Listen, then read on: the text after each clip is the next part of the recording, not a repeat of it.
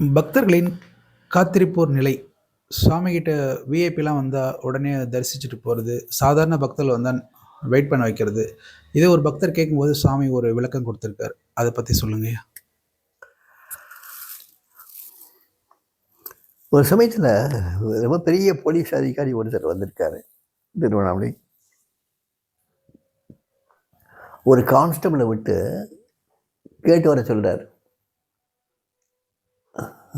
சுவாமிகிட்ட கேட்டு வர சொல்கிறாரு, எப்போ வரலாம் அப்படின்னு கேட்டு வர சொல்கிறாரு. அந்த கான்ஸ்டபிள் வந்து அங்கே கேட்டில் வந்து சசி இருப்பான். சசிகிட்ட வந்து சொல்கிறாப்புல. சசி வந்து அந்த மாதிரி, சாமி இந்த மாதிரி ஒரு போலீஸ் உயர் அதிகாரி வந்திருக்காரு, உங்களை பார்க்க விரும்புகிறாரு, எப்போ வரலான்னு கேட்குறாரு, என்ன சொல்கிறேன், அவரை வர சொல்லலாங்கிறார் சாமி.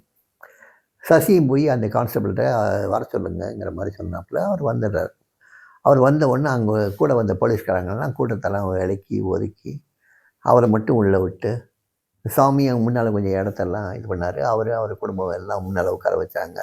ஒரு கூடை நிறைய பழங்கள் கொண்டு வந்தாங்க.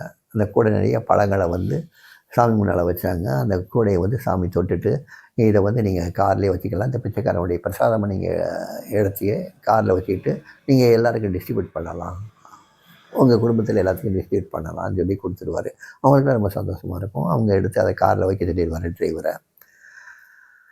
இவங்க வந்து பேசிகிட்டே இருப்பாங்க, நிறைய நேரம் பேசிகிட்டே இருப்பாங்க. நான் அந்த காரியம் பண்ணேன், இந்த காரியம் பண்ணேன், இவ்வளோ நான் நல்லவன், அந்த இது நிறையா பேசிகிட்டு இருக்காங்க. கடைசியில் சொல்கிறாரு, நான் ஒரு ப்ரமோஷனுக்காக காத்துட்ருக்கேன் சாமி, உங்களுடைய ஆசீர்வாதம் வேணும்னு. ஓ மை ஃபாதர் பிளஸஸ் யூன்னு சொல்கிறாரு. சொல்லி முடித்த உடனே இதுக்கடையில் ஒரு அரை மணி நேரம் 3/4 மணி நேரம் கடந்துடுது. 3/4 மணி நேரம் கடந்ததுக்கப்புறம் அவருக்கு பிரசாதம் கொடுத்து சாமியை அனுப்பிச்சி வச்சிடுறாங்க. கார் வரைக்கும் போகிறாங்க. போய் அவரை உள்ளே உட்கார வச்சு கதவை பூட்டி அவர் போனதுக்கப்புறம் தான் திருப்பி உள்ளே வர்றாங்க. இதுக்கிடையில் அது 1 மணி நேரம் ஓடிடுது. அப்போ பக்கத்தில் இருந்த ஒரு அம்மா கேட்குறாங்க, சாமி, பக்தர்களுக்கு கோவில் வாசல் வரைக்கும் நிற்கிறாங்க, அவங்களெல்லாம் விட்டுட்டு இந்த மாதிரி வந்திருக்காங்க, விஐபிஎஸ் வந்திருக்காங்கன்னு அவங்கள பார்த்துட்டு மற்றவங்களை காக்க வைக்கிறீங்களே சாமி, இது எனக்கு புரியலையே சாமி அப்படின்னு கேட்குறாங்க.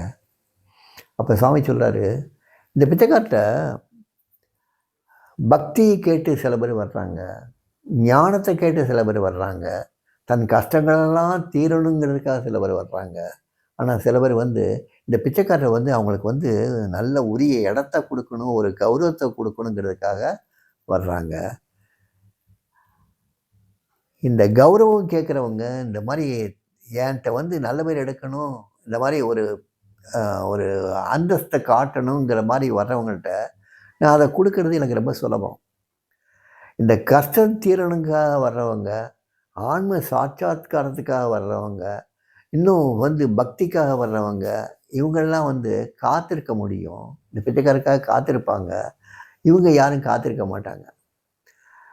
இந்த பிச்சைக்காரர் நேரம் கொடுக்கல, நேரம் ஒதுக்கலைன்னா இன்னொரு சாமியார்கிட்ட போவாங்க.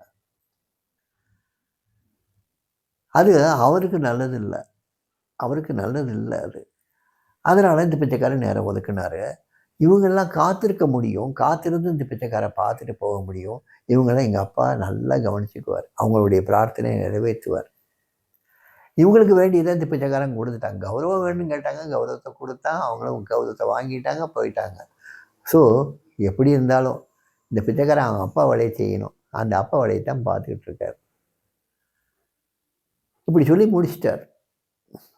ஸோ கௌரவம் மட்டும் வேணும், நான் தன்னை முன்னணிப்படுத்திக்கிட்டு அத்தனை கூட்டத்துக்கு இடையில தான் தனிப்பட்டவனாக இருந்து வரணும் அப்படின்னு காட்டுற நினைக்கக்கூடிய 2-3 விஐபிஎஸ் இந்த மாதிரி வந்தாங்க. ஒரு பெரிய ஒரு சினிஃபீல்டில் ரொம்ப பெரிய ஆள் ஒருத்தர் இப்படித்தான் வந்து சாமிகிட்ட மாட்டிட்டு அவஸ்தைப்பட்டார். உடனே வர சொன்னார். வந்து அவரை நிப்பாட்டி, இவரை தான் பார்க்க வந்தீங்களா, எல்லாம் பார்த்துக்கோங்கன்னு சொல்லி அவரை ஒரு மாதிரி அவர் கதி பண்ணி அனுப்பிச்சிட்டார்.